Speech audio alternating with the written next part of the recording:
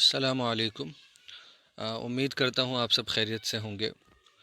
آج جو ہم سبق لے کر حاضر ہوئے ہیں اصل میں یہ ایک تنقیدی مضمون ہے، بلکہ یوں کہیں کہ خورشید الاسلام نے جو امراؤ جان ادا ناول پر تنقیدی مضمون لکھا ہے اس کا ایک مختصر سا حصہ ہے جو ہمیں پڑھنے کے لیے دیا گیا ہے۔ ان کا جو اصل تنقیدی مضمون ہے وہ تقریباً 80-85 صفحات میں مشتمل ہے، صفحات پر مشتمل ہے، اس کا صرف ایک ٹکڑا ہے۔ یہ بتاتا چلوں تنقیدی مضمون کو سمجھنے سے پہلے تھوڑا سا ریوائز کر لیں تنقید کسے کہتے ہیں۔ آپ جانتے ہیں کہ تنقید کھرے اور کھوٹے کی پہچان، تنقید کسی بھی تخلیق کا، ادبی تصنیف کا تشریح بھی کر سکتی ہے، تجزیہ جائزہ بھی لیتی ہے، اس کی قدر و قیمت واضح کرتی ہے اور اس کی تشریح بھی کرتی ہے تاکہ ہمیں اس کی گتھیاں سلجھانے میں مدد ملے۔ بہت سی چیزیں ادب کی ایسی ہوتی ہیں عام قاری کو سمجھ میں نہیں آتی، تو تنقید نگار جس کا مطالعہ بہت وسیع ہوتا ہے وہ غور و فکر کر کے چھان پھٹک کر کے ہمارے سامنے ان چیزوں کو رکھتا ہے۔ یہ امراؤ جان ادا دراصل کیا ہے؟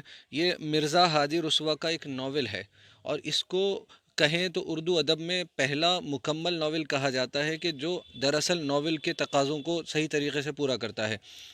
تو یوں سمجھیں کہ یہ تقریباً 1900 کے آس پاس لکھا گیا تھا اور اتنا مشہور ہوا ہے کہ ہم اس عبارت کی جو شروعات ہوتی ہے، یہاں کہا گیا خاصے کی چیز سمجھا جاتا ہے۔ یہ ایسا ناول ہے کہ اسے خاص اسپیشل جو ہے مقام ملا ہوا ہے۔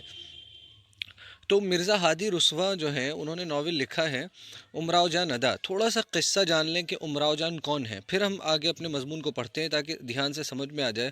اصل میں فیض آباد جو آج کا ایودھیا ہے، وہاں ایک نہایت ایماندار ایک جمعدار رہتے تھے جو ایک مقبرے پر جھاڑو وغیرہ کا کام کرتے تھے۔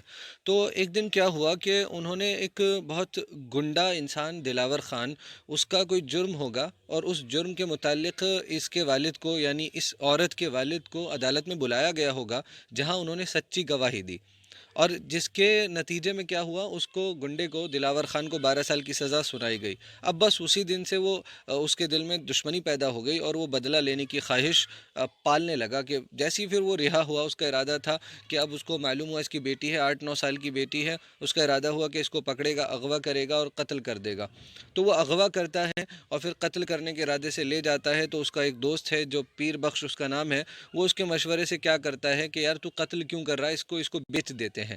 تو وہ ایک نائکا کو، ایک جو ایسی جگہ چلاتی ہے جو ابھی ہم آگے سمجھیں گے، ایک اور اس کو 125 روپے میں ان کو بیچ دیتا ہے۔ اور وہاں یہ امیرن، ان کا نام امیرن ہے، بچپن کا نام، اصل میں یہ جھوٹا قصہ ہے، دراصل سچا قصہ نہیں ہے۔ تو امیرن نام ہے، لیکن یہ امیرن سے امراؤ جان بنی ہے۔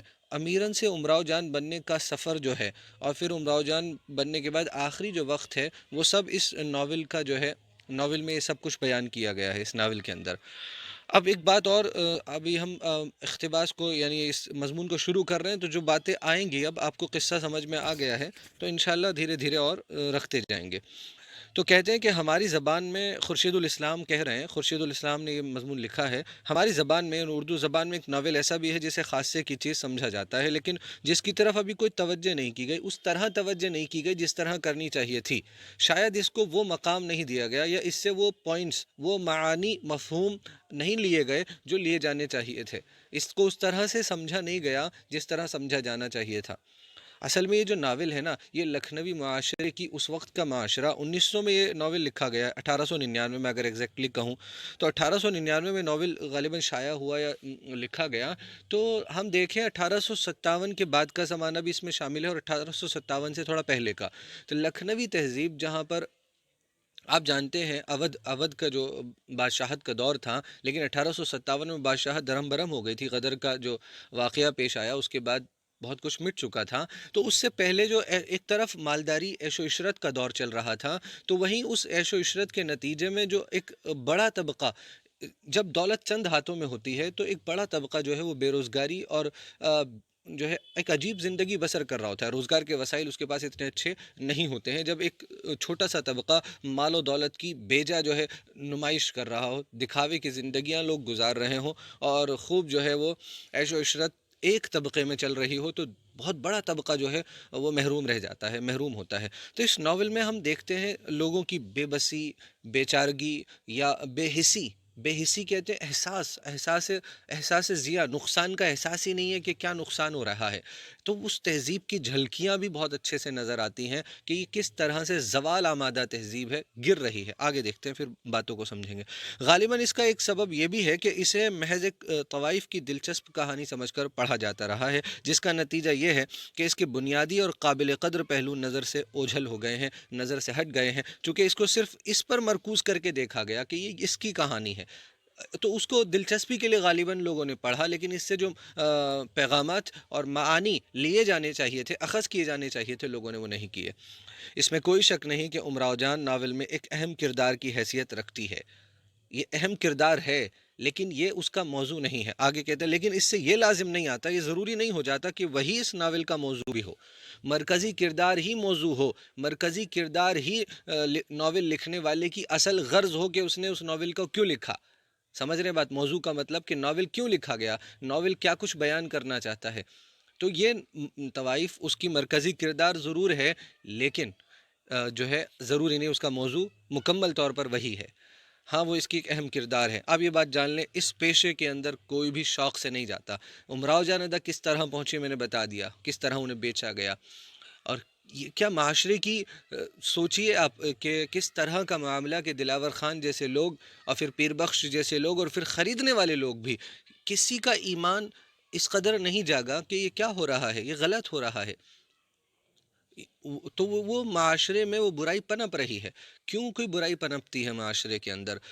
اس کا ذکر کرنا تو برا سمجھا جاتا ہے یقیناً، لیکن وہاں جانے والے لوگوں کو برا کیوں نہیں سمجھا جاتا؟ یا وہاں جانے والے لوگ کیوں اپنے اوپر شرمندہ نہیں ہوتے، بجائے اس کے کہ ان کو شرمندہ ہونا پڑے؟ یقیناً یہ عمل اچھا نہیں ہے، یقیناً یہ عمل جو ہے بے انتہا گناہ کا عمل ہے۔ ایک بات اور غور کرنے کی ہے، اس کے اور بھی بہت سارے ذمہ دار ہوتے ہیں جو معاشرے میں اس گناہ کو پنپنے دیتے ہیں، اس گناہ کے اسباب پیدا کرتے ہیں، ریزنز پیدا کرتے ہیں۔ اور اگر سوچئے ذرا، جو مالدار طبقہ، ذمہ دار طبقہ ہے جس کے پاس بہت کچھ ہے، اگر وہ غریبوں کی مدد کرنا، لاچاروں کی، بے سہارا لوگوں کی، خاص طور پر بے سہارا عورتوں کی، طلاق شدہ عورتوں کی مدد کرنا شروع کر دیں، اور صحیح وقت پر زکوٰۃ نکالیں، صدقات کریں، تو مجھے نہیں لگتا، ہمیں سوچنا چاہیے کہ یہ بہت ساری برائیاں معاشرہ خود مل کر ختم کر سکتا ہے، لیکن جہاں خود غرضی کا عالم ہو، ہر کوئی اپنے کو بہتر بنانے کی کوشش کر رہا ہو، اپنی زندگی چمکانے کی کوشش کر رہا ہو، وہ کسی کی تکلیف کی طرف کیوں دیکھے گا؟ وہ خود سکون میں ہے، کوئی اور بھگت رہا ہے تو بھگتے۔ آگے دیکھیے، ناول کی قدر و قیمت کا اندازہ کرنے کے لیے ضروری ہے کہ پہلے اس کے موضوع کو دریافت کیا جائے، موضوع کا پتہ لگایا جائے۔ یہ اس لیے کہ ہر موضوع چند مخصوص امکانات رکھتا ہے اور اس کے اپنے تقاضے ہوتے ہیں۔ کہہ رہے ہر مضمون کے اپنی کچھ جو ہے وہ پاسبلٹیز ہوتی ہیں، امکانات ہوتے ہیں، گنجائش ہوتی ہے کہ موضوع کہاں تک جا سکتا ہے، کیا کچھ موضوع کے اندر بیان کیا جا سکتا ہے، اور اس موضوع کے، اس بات کو رکھنے کے، سمجھانے کے، پڑھنے والے کے سامنے کیا کیا تقاضے، ضرورتیں ہیں، کس طرح سے اس موضوع کو برتا جائے، اس موضوع پر کس طرح سے باتیں کری جائیں، پیش کی جائیں۔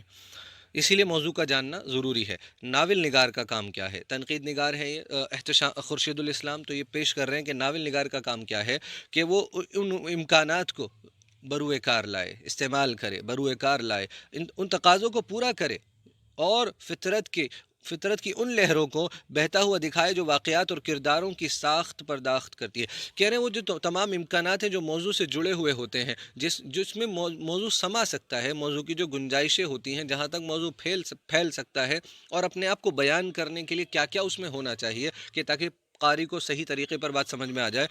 ناول نگار کو، ناول لکھنے والے کو ان تمام امکانات پر کام کرنا چاہیے، ان تقاضوں کو پورا کرنا چاہیے، اور فطرت کی ان لہروں کو بہتا ہوا دکھائے۔ قدرتی اعتبار سے جو کچھ عام زندگی میں حقیقت میں ہوتا ہے، وہ اسی طرح وہ تمام فطرتی لہریں بہتی ہوئی دکھائے کہ جس طرح سے ایک انسان کی زندگی گزر رہی ہے، اور وہ واقعات پیش آ رہے ہیں، اور ان واقعات کے نتیجے میں کرداروں پر جو واقعات پیش آ رہے ہیں، ان واقعات کے نتیجے میں کرداروں کی زندگی کس طرح سے بدل رہی ہے، کرداروں کی ساخت، بناوٹ، پرداخت مطلب بناوٹ اور پرورش، یا کرداروں کا جو ہے زوال سے عروج کی طرف، یعنی جو کردار ہمیں نظر آ رہا ہے کہ کہاں تھا اور کہاں سے آج کہاں ہے۔ یہ جو تبدیلی کا عمل ہے اس کو فطرتی طور پر نیچرلی جس طرح یہ ہوتا ہے اس طرح دکھائے، کیونکہ کہا جاتا ہے کہ ناول حقیقی زندگی پر مبنی ہوتا ہے، ناول حقیقی زندگی کی معاشرے کی عکاسی کرتا ہے، تصویر دکھاتا ہے۔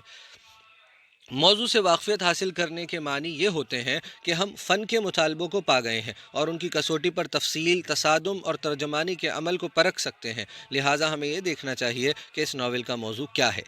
ناول موضوع سے واقفیت اگر حاصل ہو گئی تو اس کا مطلب ہے کہ اب ہم اس فن کے، ناول لکھنے کا فن ہو یا دوسرا فن ہو، اس کے جو مطالبے ہیں، اس کی وہ جو ہم سے طلب کرتا ہے، مطالبے یعنی جو ہم سے وہ طلب کر رہا ہے وہ فن، ہم نے اس کو حاصل کر لیا ہے، موضوع کو سمجھ لیا ہے، تو اب ہم فن کے مطالبے کو پا گئے ہیں، یعنی اب ہم فن کے مطالبوں کو پورا کر سکتے ہیں، فن کو ایک اچھا فن بنا سکتے ہیں، اور ان کی کسوٹی پر، ان مطالبوں کی کسوٹی پر کچھ اصولوں پر ہم تفصیل، یعنی ناول میں جو کچھ تفصیل سے بیان کیا گیا، جو تفصیل دکھائی گئی، تصادم کرداروں کے بیچ میں جو ٹکراؤ اور ترجمانی کے عمل کو، اس ناول کی جو کچھ اس ناول میں بیان کیا گیا، اس میں جو ترجمانی کی، جو کچھ سمجھانے کی ضرورت ہے، بیان کرنے کی ضرورت ہے، اس کو کر سکتے ہیں، اس عمل کو کہ ناول لکھنے والے نے کیسا کیا ہے ہم اسے پرکھ سکتے ہیں۔ تو ناول کا موضوع کیا ہے، اب اس کی طرف توجہ دلا رہے ہیں رسوا، یعنی ناول لکھنے والے ابتدا ہی میں، شروعات میں ہی ہمارا تعارف امراؤ جان سے اس طرح کراتے ہیں۔ اسی کمرے کے برابر ایک کمرہ تھا، اس میں ایک طوائف رہتی تھی، بود و باش کا طریقہ اور طوائفوں سے بالکل علیحدہ تھا، یعنی رہن سہن کا طریقہ وہ نہیں تھا جو اوروں کا ہوا کرتا ہے، عام طور پر اس پیشے سے تعلق رکھنے والے لوگوں کا ہوتا ہے، اس کا بالکل الگ تھا، ان کا چلن، رہن سہن، بود و باش الگ تھا۔ نہ کمرے پر کسی نے سر راہ بیٹھے دیکھا، نہ وہاں کسی کی آمد و رفت تھی، ان کے اندر شرم و حیا تھی، چونکہ تربیت جس طرح ہوئی تھی، ہم دیکھتے ہیں کہ ان کی زندگی میں ابھی بھی وہ برقرار ہے۔ تربیت ایک اچھے گھرانے میں، ایک نیک شخص، نیک لوگوں کی گھر میں پیدا ہوئی تو تربیت اسی طرح کی ہوئی تھی۔ اب بھی ہم وہ دیکھ رہے ہیں کہ نہ کسی نے سر راہ بیٹھے دیکھا، راستے کی طرف جو دروازہ تھا، یا ہم کہہ سکتے ہیں کہ چبوترے پر اپنے گھر کے نیچے سر راہ راستے پر بیٹھے دیکھا، نہ وہاں کسی کو آتا جاتا دیکھا۔ دروازوں پر دن رات پردے پڑے رہتے تھے۔ چوک کی طرف نکاس کا راستہ بالکل مقفل رہتا تھا، چوک کی طرف جو نکاس کا ایگزٹ کا جو راستہ تھا باہر نکلنے کا، وہ ہمیشہ تالا لگا رہتا تھا، مقفل۔ گلی کی جانب ایک اور دروازہ تھا، اسی سے نوکر چاکر آتے جاتے تھے۔ اگر کبھی کبھی رات کو گانے کی آواز نہ آیا کرتی تو یہ بھی نہ معلوم ہوتا کہ اس کمرے میں کوئی رہتا بھی ہے یا نہیں، پتہ ہی نہیں چلتا تھا کہ یہاں کوئی رہتا ہے۔ اگر وہ گانے کی جو آواز آ جاتی تھی، اس سے ہی لگتا تھا کہ یہاں کوئی رہتا ہے۔ جس کمرے میں ہم لوگوں کی نشست تھی، اس میں ایک چھوٹی سی کھڑکی لگی تھی۔ اب یہ ناول نگار جو بیان کر رہا ہے وہ اپنے کمرے کا ذکر کر رہا ہے، وہ برابر میں بیٹھا ہوا ہے، وہیں دوسری طرف ان کا کمرہ ہے، مگر اس میں کپڑا پڑا ہوا تھا اس کھڑکی میں بھی۔ اتنے میں میں نے ایک شعر پڑھا، اس کھڑکی کی طرف سے واہ کی آواز آئی، میں چپ ہو گیا۔ منشی محمد حسین نے پکار کر کہا، یہاں ایک مشاعرہ چل رہا ہے، اس مشاعرے کے اندر یہ لوگ موجود ہیں، یا یہ سمجھے آپس میں ہی یہ لوگ شعر و شاعری کی محفل جم جاتی ہے۔ اس سے بھی ہمیں اندازہ ہوتا ہے کہ اس معاشرے میں شعر و شاعری کا دورہ تھا، یہ لوگوں کا فنون لطیفہ شوق تھا، اور اس سے لوگ اپنا دل بہلایا کرتے تھے۔ غائبانہ تعارف ٹھیک نہیں، یہ چھپا ہوا تعارف، چھپا ہوا انٹروڈکشن ٹھیک نہیں ہے، یہ پردے کے پیچھے سے واہ کرنا یہ ٹھیک نہیں ہے، منشی محمد حسین نے ان سے پکار کر کہا۔ ابھی قصہ دراصل شروع نہیں ہوا ہے، ابھی تمہید ہے، انٹروڈکشن ہے۔ نہ مرزا نے مشاعرے کی محفل جمائی ہے، ایک مشاعرہ ہونے والا ہے، مرزا ایک مشاعرہ کرائیں گے، ابھی وہ شروع نہیں ہوا ہے۔ ہم امراؤ جان کے ہمسائے میں لے جائے گئے ہیں، پڑوس میں لے جائے گئے ہیں، اتنے میں رسوا ہمیں پاس آنے کا اشارہ کرتے ہیں، یعنی ہمیں قریب لاتے ہیں، ناول لکھنے والا ہمیں قریب لے جاتا ہے اور کچھ منظر دکھاتا ہے۔ ہم رسوا کے شانوں پر ہاتھ رکھ کر دراز سے جھانکتے ہیں اور ہمیں امراؤ جان کے بارے میں چند ضروری باتیں معلوم ہو جاتی ہیں۔ اس کے بعد امراؤ جان مشاعرے میں آتی ہیں یا ترغیب دے کر لائی جاتی ہیں، چونکہ وہ ترغیب دی گئی تھی، انہیں بلایا جاتا ہے گویا کہ وہ مشاعرے میں آئے۔ اصل میں امراؤ جان شعر و ادب کا ذوق رکھتی ہیں، ادبی ذوق رکھتی ہیں، اوروں سے بالکل الگ ہیں، اور ان کا جو ستھرا ہوا مزاج ہے دیکھ رہے ہیں ہم، اور اپنی غزل پیش کرتی ہیں۔ منشی صاحب کہتے ہیں، اچھا وہ مطلع کیا تھا؟ مطلع غزل کے پہلے شعر کو کہتے ہیں امراؤ جان، میں عرض کیے دیتی ہوں، کعبے میں جا کے بھول گیا راہ دیر کی، ایمان بچ گیا میرے مولا نے خیر کی۔ دیر کہتے ہیں جو یہودی یا عیسائیوں کا جو عبادت گاہ ہوتی ہے، تو کہتے ہیں کعبے میں جا کے بھول گیا راہ دیر کی، اچھا ہوا کہ کعبے میں پہنچ کر، صحیح راستے پر پہنچ کر غلط راستے کی غلط راستے کو بھول گیا، غلط راستے کا دھیان، غلط راستے کی چاہت بھلا دی، اور اللہ کا شکر میرے مولا نے خیر کی کہ میرا ایمان بچ گیا۔ منشی صاحب کہتے ہیں خوب کہا ہے، اچھا مطلع کہا ہے، خان صاحب کہتے ہیں، مگر یہ بھول گیا کیوں؟ یعنی بھول گئی کیوں نہیں؟ آپ تو عورت ہیں تو بھول گیا کیوں؟ امراؤ جان: تو خان صاحب کیا میں ریختی کہتی ہوں؟ ریختی اصل میں ایک اردو شاعری میں ایک صنف ہے جس میں عورت اپنے مخصوص انداز سے اپنے جذبات کا بیان کرتی ہے۔ اب وہ یعنی وہ کہتی ہے میں ریختی نہیں کہتی ہوں، وہ صرف نہیں کہتی، اب میں عام شاعری جیسے اور شاعری کی جو غزل تصنیف ہے یعنی ریختی نہیں کرتی ہوں۔ اب وہ عبارت دیکھیے جہاں اصل قصے کا آغاز ہوتا ہے، جہاں سے اصل میں قصہ شروع کر رہے ہیں۔ ہاں اتنا جانتی ہوں، اب وہ آپ بیتی کی طرح سے اصل میں قصہ چل رہا ہے، جہاں امراؤ جان ادا اپنی آپ بیتی اپنے اوپر کیا کچھ گزرا ہے وہ سنا رہی ہیں۔ شروعات ہی دیکھیے، آغاز ہی قصے کا ایسے ہوتا ہے: ہاں اتنا جانتی ہوں کہ فیض آباد میں شہر کے کنارے کسی محلے میں میرا گھر تھا۔ میرا مکان پختہ تھا، مضبوط تھا، پکا بنا ہوا تھا، آس پاس کچھ کچے مکان، کچھ جھونپڑے، کچھ کھپریلے، رہنے والے بھی ایسے ہی ویسے لوگ ہوں گے۔ میرے ابا بہو بیگم صاحب کے مقبرے پر نوکر تھے۔ ابا جب شام کو نوکری پر سے آتے تھے اس وقت کی خوشی ہم بھائی بہنوں کی کچھ نہ پوچھیے۔ میں کمر سے لپٹ گئی، بھائی ابا ابا کر کے دوڑا، دامن میں چھپ گیا۔ ابا کی بانچیں مارے خوشی کے کھلی جاتی ہیں۔ بانچیں کھلنا، بہت خوش ہو جانا، منہ کے کنارے تک نظر آ جانا، کھل جانا۔ دلاور خاں کا مکان ہمارے مکان سے تھوڑی دور پر تھا۔ موا ایک طرح سے سمجھ لو کہ اس کو غلط کہنے کا انداز، ڈکیتوں سے ملا ہوا تھا، بدتمیز کہیں کا، منحوس کہیں کا، ڈکیتوں سے ملا ہوا تھا۔ ابا سے سخت دعوت تھی، سخت دشمنی تھی۔ ان اقتباسات سے، پیسیجز سے ہمیں امراؤ جان کے آغاز اور انجام دونوں سے متعلق چند ضروری خبریں مل جاتی ہیں۔ آغاز کا بھی پتہ چل جاتا ہے کہ شروعات کہاں، رہن سہن کہاں تھا، پیدائش کہاں کی تھی، شروعاتی زندگی کیسی تھی، اس کا بھی مختصر سا تعارف، اور انجام کا بھی تعارف ہو گیا ہے۔ پیدائش کے بعد اور موت سے پہلے وہ کیا ہے؟ دونوں باتیں کہ پیدائش کے بعد اور موت سے پہلے، ابھی موت نہیں آئی ہے، کس ماحول میں اس نے اپنی آنکھیں کھولیں اور اب کس منزل پر آن کر ٹھہر گئی ہے۔ یہی نہیں بلکہ ہمیں خفیف سا اندازہ، تھوڑا سا اندازہ، ہلکا سا اندازہ ان بھول بھلیوں کا بھی ہو جاتا ہے جن سے امراؤ جان کو گزرنا پڑا ہوگا۔ ہمیں یہ اندازہ ہو جاتا ہے کہ یہ وہاں سے یہاں پہنچی ہے تو راستے میں کیا کیا کچھ اس نے طے کیا ہے، کیا کیا سفر طے کیا ہے، کیسے کیسے یہاں تک پہنچی ہے، یہ زندگی کا عرصہ کس طرح گزرا ہوگا، اور ان چھوٹی چھوٹی نرم گرم کہانیوں کا بھی جن کا تانا بانا خوش مذاق طوائف کے گرد بنا جا سکتا ہے۔ گویا مرزا صاحب یعنی ناول کے جو ناول لکھنے والے مرزا ہادی رسوا، مرزا صاحب قصے کے تربیتی منظر اور اس کی تمہید ہی میں ہمیں امراؤ جان ادا سے اس طرح متعارف کرا دیتے ہیں، انٹروڈیوس کرا دیتے ہیں کہ اس کی زندگی میں کوئی راز باقی نہیں رہتا۔ شروعات معلوم ہو گئی، انجام معلوم ہو گیا، اب کوئی راز باقی نہیں رہا۔ اس طرح انٹروڈکشن کرایا ہے کہ کچھ ایسا نہیں ہے کہ اب ہم جو ہے بہت زیادہ ہم جس کے لیے کیوریس ہو جائیں، بہت تجسس ہمارے اندر پیدا ہو جائے، کچھ جاننے کی خواہش بہت زیادہ پیدا ہو جائے کہ پتہ نہیں کیا سسپنس کھلے گا، کیا ہوگا، انجام کیا ہوا امراؤ جان کا، وہ دونوں باتیں ہمارے سامنے آ گئی ہیں۔ ہاں اس بیچ جو کچھ واقعات گزرے اس کی شاید ہمیں طلب رہے گی کہ کیسے ہوا، کیا کیا کن حالات سے گزری ہوگی، لیکن اصل جو سسپنس کی چیزیں ہوتی ہیں وہ تو کھل چکی ہیں۔ نہ ہمارے دل و دماغ میں تجسس کی کوئی اونچی لہر اٹھتی ہے، اور نہ ہمیں اس بات کی توقع اور امید ہوتی ہے کہ آئندہ چل کر اس کی زندگی میں کچھ ایسے انکشافات، راز کھلیں گے، انکشافات آئیں گے جو ہماری تسکین کا باعث اور تحیر کا، حیرت کا سامان ہوں گے۔ اب دیکھیے غور کرنے کی بات کیا ہے کہ اوپر دو اقتباس ابھی ہم نے پڑھے، تو کہتے ہیں کہ اوپر دیے ہوئے اقتباسات کی مدد سے ہم کتنی منزلیں طے کر جاتے ہیں۔ امراؤ جان ایک طوائف تھی، اب تائب ہو چکی ہے، شعر و سخن کا ذوق رکھتی ہے، اب توبہ کر چکی ہے۔ تائب کہتے ہیں توبہ کرنے والا۔ یقیناً اگر گنہگار گناہ کرنے کے بعد گناہ سے توبہ کر لے تو اللہ تعالیٰ اس کو معاف فرما دیتے ہیں، لیکن یہاں وہ معاشرہ غور کرنے کی بات، زیادہ جو توجہ طلب بات ہے وہ یہ ہے کہ وہ کیسا معاشرہ ہے جو ان کے پیدا ہونے کا سبب بنتا ہے۔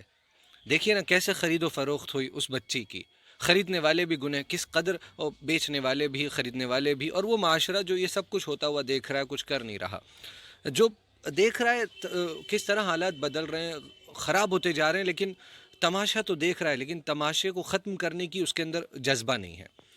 ادب کے چند شعر و سخن کا، انہیں شاعری کا، سخن کا، ادب کا ذوق ہے، شوق ہے، تمیز ہے، ادب کے چند اصناف سے واقف ہے، خود شاعر ہے۔ بچپن ایک شریف متوسط گھرانے میں گزرا، ایوریج مڈل کلاس گھرانے میں گزرا، یہاں اس کا نام امراؤ جان نہیں کچھ اور ہوگا، امیراً بتایا گیا۔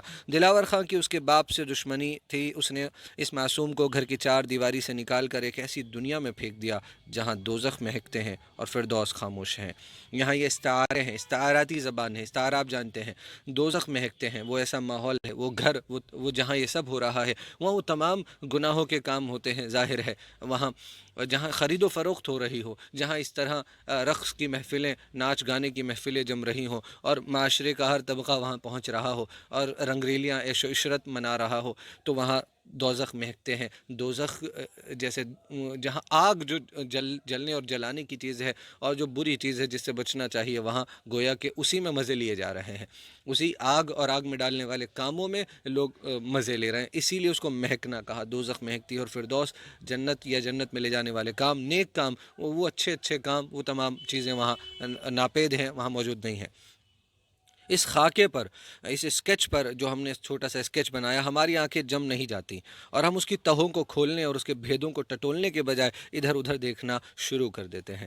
کہہ رہے ہیں یہ جو ابھی ہم نے خاکہ دیکھا، اس پر اب ہماری آنکھیں جمتی نہیں، ہم یہاں رکتے نہیں ہیں، بلکہ ہم ادھر ادھر بھیدوں کو، کہ کیا راز کی باتیں کیا ہیں، یہ کیسے ہوا، یہ کیا ہو رہا ہے، ان بھیدوں کو ٹٹولنے کے بجائے ہم ادھر ادھر دیکھنا، کہہ رہے ہیں، شروع کر دیتے ہیں.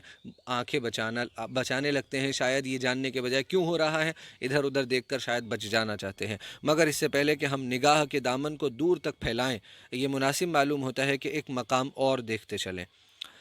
البتہ اس لیے، اس کے لیے جست لگانا ضروری ہے، کوشش کرنا ضروری ہے، جستن کوشش کرنا.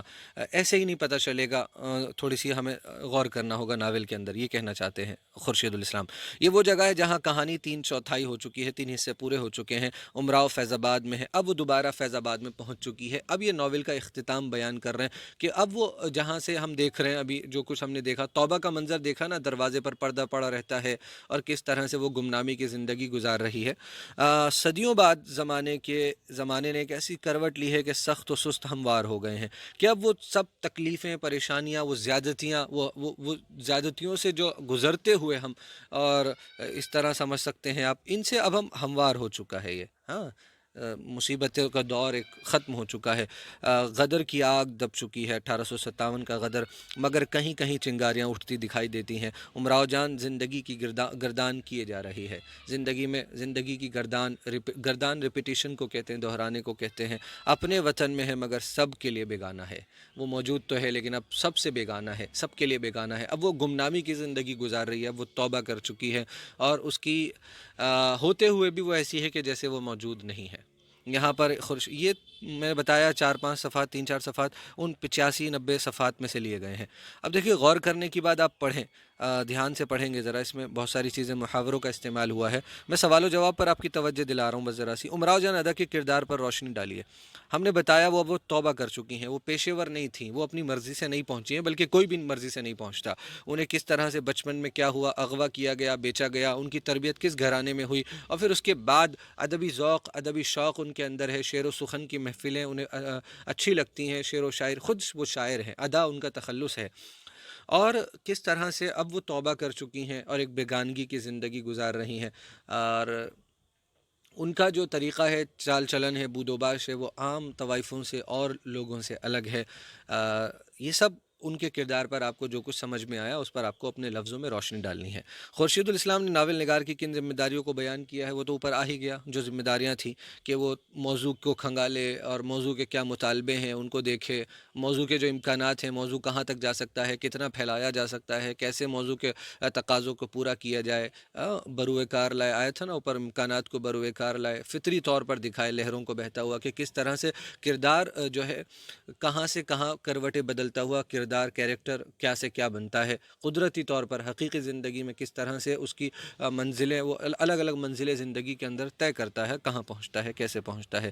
امراؤ جان ادا کا اقتباس پیش کر کے یہ وضاحت کی ہے کہ ہم اسے پڑھ کر اس امراؤ جان کے آغاز اور انجام دونوں سے واقف ہو جاتے ہیں. آپ کے خیال میں کیا یہ بات صحیح ہے؟ لکھیے. اب آپ کا خیال پوچھا گیا ہے. وہ جو اقتباس دیے گئے، اس میں کہا کہ اس سے ہی ہمیں ان کے آغاز کے بارے میں اور انجام کے بارے میں بہت کچھ پتہ چل جاتا ہے. یقیناً پتہ چل جاتا ہے کہ وہ کیا تھیں اور اب کیا ہو چکی ہیں. بچپن اور اب موت سے پہلے کا وقت، توبہ کر چکی ہیں، کیا کچھ ہو رہا ہے. تو آغاز اور انجام ہمیں کافی حد تک دونوں سے ہم واقف ہو جاتے ہیں. بس درمیان کی کڑیاں، درمیان کی زندگی، درمیان کا سفر رہ جاتا ہے، جس کو ہم تفصیل میں جو ہے جا کر سمجھ سکتے ہیں. لیکن آپ دیکھیں، میں پھر وہی کہوں گا، اس ناول کا جو اصل موضوع ہے وہ لکھنوی معاشرہ یا کوئی بھی معاشرہ جو اس طرح ہو جائے، اس معاشرے کی زوال کی کہانی ہے، ڈاؤن فال کی کہانی ہے، کہ جب وہاں اقدار، ویلیوز گرنے لگتی ہیں، ختم ہونے لگتی ہیں، لوگوں میں بے حسی پیدا ہو جاتی ہے، احساس ختم ہو جاتا جاتا ہے، احساس ضیاع، نقصان کا احساس تک، پریشانی کا